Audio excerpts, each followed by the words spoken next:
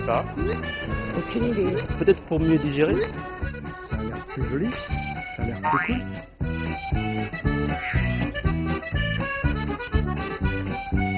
Je sais pas du tout. Je n'en sais rien.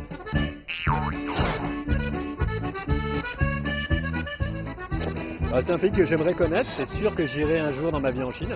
Mon fils est allé à Shanghai l'année dernière. Il a été enchanté de cette culture zen. C'est un très beau pays, vraiment. Pour être allé plusieurs fois, c'est un très très beau pays, que ce soit dans les villes très développées comme dans les coins très reculés dans la campagne.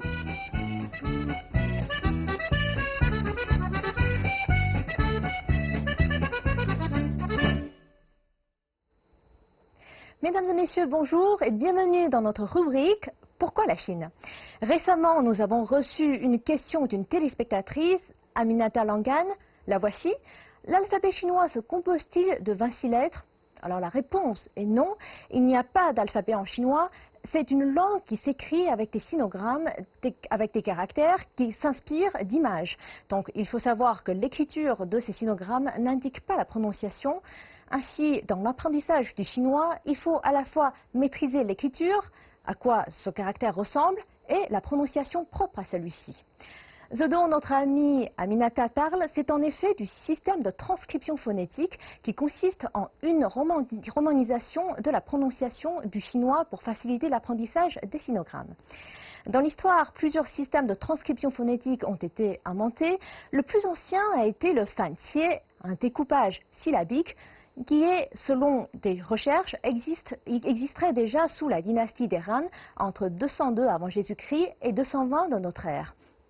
Cette ancienne méthode, qui n'avait rien à voir avec la romanisation, était en effet influencée par la langue sanskrit, une langue indo-européenne très répandue dans le bouddhisme et l'hindouisme par exemple.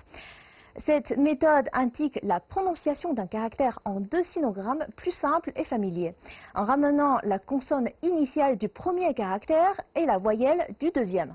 Exemple, je ne connais pas la prononciation de ce caractère, mais je lis la transcription phonétique ma et lei. Je ramène la consonne du premier caractère m et la voyelle du deuxième et cela fait mais, donc la prononciation de ce caractère compliqué. Mais bien sûr, cette méthode était destinée aux locaux car il fallait déjà savoir prononcer quelques caractères de base. Plus tard, plusieurs systèmes de transcription phonétique ont été inventés par les chercheurs étrangers, influencés par des missionnaires qui avaient déjà vécu en Chine. L'un des systèmes de transcription très connus à l'international était Wajil, créé par deux Britanniques, sinologues et diplomates au XIXe siècle. Aujourd'hui, on trouve encore des traces de Wajil sur certains noms chinois dans les langues étrangères. Par exemple, les noms des arts martiaux très célèbres à travers le monde comme Tai Chi et Kung Fu, ou encore le nom des personnages très connus comme Sun Yat-sen ou Mao Zedong. Après avoir parlé des systèmes des transcriptions phonétiques comme fantie et Wajil, il y a en effet aussi d'autres systèmes de prononciation tels que celui de l'école française d'Extrême-Orient ou le système Popomofo. Aujourd'hui, le système de transcription le plus répandu est le système de Hanyu Pinyin.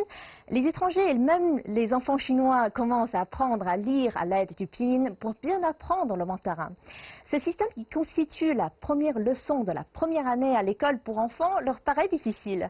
En effet, il a déjà adopté durant la première Assemblée populaire internationale de Chine en 1958. Il a effectivement 26 lettres de A à Z dans l'alphabet du pinyin en plus de 4 tons qui sont placés sur les voyelles. À l'exemple de la combinaison de la consonne L et de la voyelle A, cela fait la, A, la. Et le sens de cette syllabe change en fonction du ton que vous choisissez. La pourrait dire un coup épicé, alors que la pourrait signifier tirer. Eh bien, pourquoi ici j'ai utilisé le conditionnel? C'est parce que, encore une fois, c'est le caractère qui peut indiquer le sens à lui seul.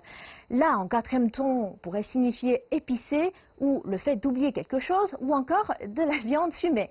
Donc, sans un conteste, aujourd'hui, une simple prononciation offre plusieurs possibilités. Conclusion, le système du pinyin n'indique que la prononciation, il n'est donc en aucun cas suffisant. L'écriture du caractère lui-même est primordiale pour bien apprendre le chinois. Voilà, c'est la fin de cette rubrique. J'espère que ça vous a été utile. Qu'en pensez-vous? N'hésitez pas à laisser vos commentaires ou proposer d'autres questions en scannant le code QR affiché juste en bas de l'écran. Vous pouvez également me les envoyer à mon adresse mail. Je vous donne rendez-vous demain à la même heure.